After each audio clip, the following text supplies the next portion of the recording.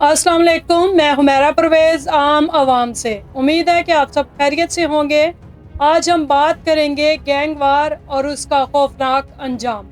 नथु पहलवान, बिल्ला, टीपू ट्रकावाला और मीर बलाच तक का खौफनाक सफ़र, इनकी दुश्मनी कैसे शुरू हुई, टीफी भट्ट और गोगी भट्ट दोस्त से कैसे दुश्मन बने, होश उड़ा देने वाले हकाइक सामने आ गए। इसमें कोई शक नहीं कि लाहौर को गुलाबों का शहर कहा जाता है और लाहौर गुलाब की तरह महकता है, लेकिन हर तस्वीर के दो रुख होते हैं।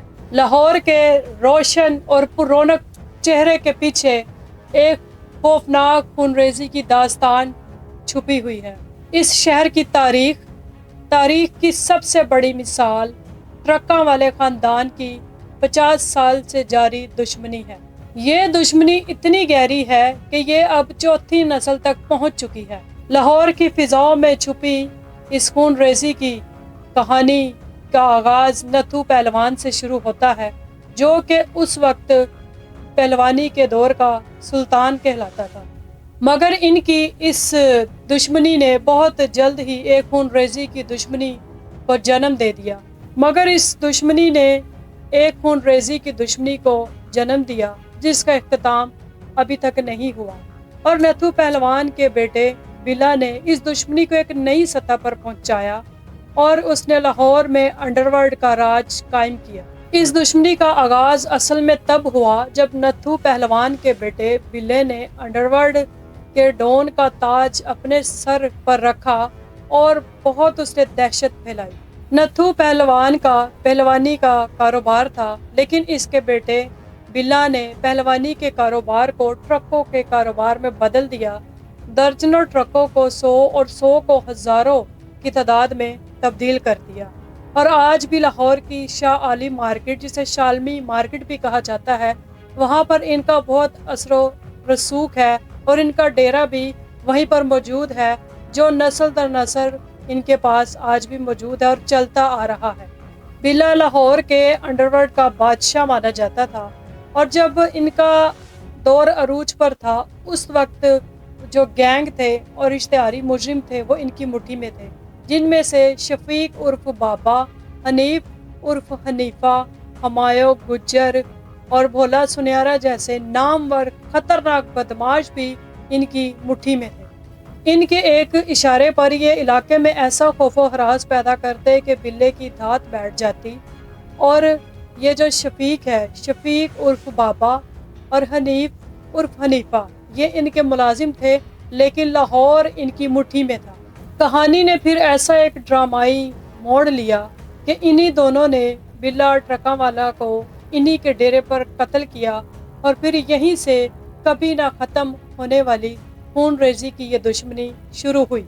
बिल्ला ट्रकावाले के कत्ल की वजह ये बताई जाती है कि इनके गैंग से एक कत्ल हुआ था, जिसमें बिल्ला ट्रकावाले के बेटे आरिफ ट्रकावाला और हनीफा और बाबा, ये दोनों भी शामिल थे, और इन पर एक FIR दर्ज हुई थी। ताहम आरिफ उर्फ टीपू ट्रकावाले को पुलिस ने तफ्तीश में बेगुनाह करार कर दिया गया, जबकि बाबा और हनीफा को जेल में भेज दिया गया। और फिर जब इन्होंने जेल में कुछ अरसा गुजार लिया तो इन्होंने जेल में रह कर ही कोई साजबाज की, और साजबाज करने के बाद इन्होंने अपनी ज़मानत करवा ली। फिर इस बात का गुस्सा 1994 में बिल्ला ट्रकावाले की मौत की सूरत में निकला। इन दोनों ने, बाबा और हनीफा ने, दिन दहाड़े बिल्ला ट्रकावाला को इन्हीं के डेरे पर कत्ल कर दिया, और इस तरह ये अंडरवर्ल्ड डॉन का गैंग दो हिस्सों में तकसीम हो गया। बिल्ला ट्रकावाले के मुकाबले में उस वक्त टीफी भट्ट और गोगी भट्ट अपने एक छोटा सा गैंग चला रहे थे, जो कि बाद में टीपू की इश्तिहारी आधी ताकत जो है बाबा और हनीफा, इनके साथ जा मिली। उस वक्त टीपू ने अपने बाप के कत्ल का बदला लेने की तैयारी शुरू कर दी, और साथ ही सारे मामलात अपने हाथ में भी कर लिए, और उसने, कहा जाता है कि एक एक करके अपने तमाम मुखालफिन को मार डाला। और दूसरी जानिब टीपू ने अपने वालिद के कत्ल का बदला लेने का काम जारी रखा, और तमाम काम जो है और तमाम मामलात अपने हाथ में कर लिए। और ये भी कहा जाता है कि उसने अपने तमाम मुखालफिन को एक एक करके कत्ल कर दिया, اس طرح ٹیپو کا نام 80 اور 90 کی دہائی میں شاہ عالم مارکیٹ اور اندرون لاہور میں ایک دہشت کا نام بن کر ابھرا۔ یہ گینگ وار کا سلسلہ شہباز شریف کے دور حکومت میں شروع ہوا اور حکومت پنجاب کو اس سلسلے کو روکنے کے لیے حکمت عملی کو اپنانا پڑا اور پولیس مقابلوں میں اشتہاریوں کو مارنے کا سلسلہ بھی تبھی شروع ہوا۔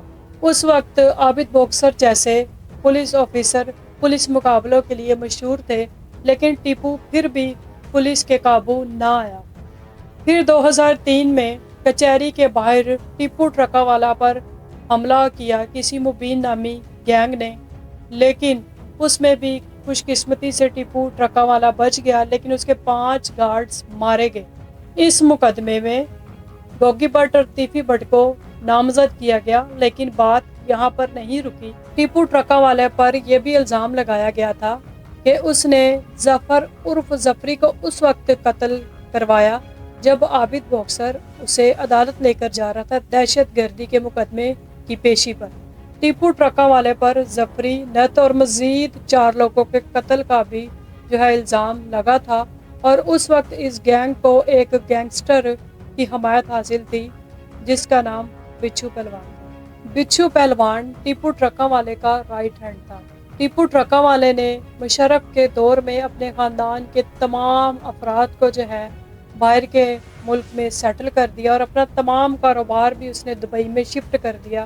خاص کر کے اس نے اپنے بڑے بیٹے کو میر بلاج، جس کا نام ہے میر بلاج، کو اس نے باہر ہی رکھا اور وہیں پر اس کو تعلیم حاصل کروائی۔ تاہم جب 2010 میں ٹیپو ٹرکاوالا واپس پاکستان آیا تو اعجاز نامی شخص نے ان پر گولیاں چلائی اور اس قتل کا مقدمہ بھی گوگی بٹ، تیفی بٹ اور ملک احسان پر درج ہوا۔ ٹیپو ٹرکاوالے کا بڑا صاحبزادہ میر بلاج ٹیپو اپنی خاندانی دشمنی کو لے کر آگے چل رہا تھا۔ اس کے گینگ میں لکھو ڈیریا برادرز، پہلوان برادرز، بابر جٹ شامل تھے، لیکن یہاں پر یہ بات ایک قابل ذکر ہے کہ میر بلاج ٹیپو ایک نہایت نفیس شخصیت کا حامل تھا۔ میر بلاج ایک پڑھا لکھا، سمجھدار اور سلجھا ہوا انسان تھا جو کہ دوستی، صلح، سلامتی اور امن پر یقین رکھتا تھا، لیکن افسوس کہ ان کے دشمن صلح اور امن پر یقین نہیں رکھتے تھے۔ میر بلاج اپنی خاندانی دشمنی کی بھینت چڑھ گیا۔ میر بلاج اپنے ایک بہت ہی قریبی دوست کی شادی کی تقریب میں گیا تھا، جہاں پر ایک فوٹوگرافر کی صورت میں ایک شخص موجود تھا جو کہ بار بار میر بلاج کے قریب جانے کی کوشش کر رہا تھا، لیکن میر بلاج کے گارڈز اسے مسلسل پیچھے کو دھکیل رہے تھے۔ تاہم وہ شخص جو فوٹوگرافر کی صورت میں تھا، اس کو جیسے ہی موقع ملا میر بلاج کے قریب جانے کا، اس نے فوراً اپنے کپڑوں میں سے بندوق نکالی اور 4 گولیاں میر بلاج کو ماری، اور اس کے بدلے میں میر بلاج کے گارڈز نے بھی جوابی حملہ اس پر کیا اور وہ فوٹوگرافر وہ موقع پر ہی ہلاک ہو گیا۔ بلاج کو زخمی حالت میں جناح ہاسپٹل میں منتقل کر دیا گیا، لیکن وہ وہاں پر ہلاک ہو گیا اور پھر پولیس نے یہ مقدمہ درج کر لیا۔ میر بلاج کے چھوٹے بھائی میر مصعب نے قتل کا الزام گوگی بٹ اور تیفی بٹ پر لگایا، اور پھر اس کا جو مقدمہ درج ہوا اس میں انہوں نے واقعے کے حالات تھوڑے مختلف بتائے۔ پھر انہوں نے بتایا کہ ہمارے بھائی پر 3 سے 4 لوگوں نے گولیاں چلائیں، اور گولیاں چلانے سے پہلے انہوں نے للکار کے کہا کہ تمہیں تیفی بٹ اور گوگی بٹ سے دشمنی کا ہم مزہ چکھاتے ہیں۔ پولیس ان دونوں کی تلاش میں ہے، اور پولیس کا کہنا ہے کہ میر بلاج پر گولیاں چلانے والا جو شخص تھا وہ تیفی بٹ کا ملازم تھا۔ میر بلاج کی کہانی میں ٹویسٹ تو یہ ہے کہ میر بلاج کی مخبری کرنے والا اس کا جگری دوست احسن شاہ تھا، جس نے 50 لاکھ کے عوض ان کے دشمنوں کو مخبری دی میر بلاج کی کہ وہ کہاں پر ہے۔ احسن شاہ کی مخبری کی وجہ سے میر بلاج کو بڑی بے دردی اور بے رحمی کے ساتھ موقع پر ہی قتل کر دیا گیا۔ احسن شاہ کو گمان تھا کہ وہ بچ جائے گا، وہ پولیس کی گرفت میں نہیں آئے گا اور کسی کو کچھ نہیں پتہ چلے گا، لیکن احسن شاہ پولیس کی دسترس میں آ گیا، اور جن پر اس کو بھروسہ تھا کہ سائی اسے بچا لیں گے وہ بھی کچھ نہ کر سکے۔ پھر مقدمہ چلا، تفتیشیں ہوئیں، CIA احسن شاہ کو برآمدگی کے لیے शाद बाग लेकर जा रही थी। पुलिस का कहना है कि मुलजिम के साथियों की फायरिंग की वजह से एहसन शाह को गोली लगी और वो हलाक हो गया। एहसन शाह को जब गोली लगी तो वो शदीद ज़ख्मी था, तो उसे हॉस्पिटल पुलिस लेकर जा रही थी, लेकिन वो रास्ते में ही अपना दम तोड़ गया। इस कहानी से हमें यही सबक मिलता है कि बुरे कामों का बुरा नतीजा है। आपने भी कमेंट्स में ज़रूर बताना है। और इसी के साथ हुमैरा परवेज़ को आप इजाज़त दें। नेक्स्ट वीडियो में हम मिलेंगे एक नए टॉपिक के साथ। खुदा हाफिज़।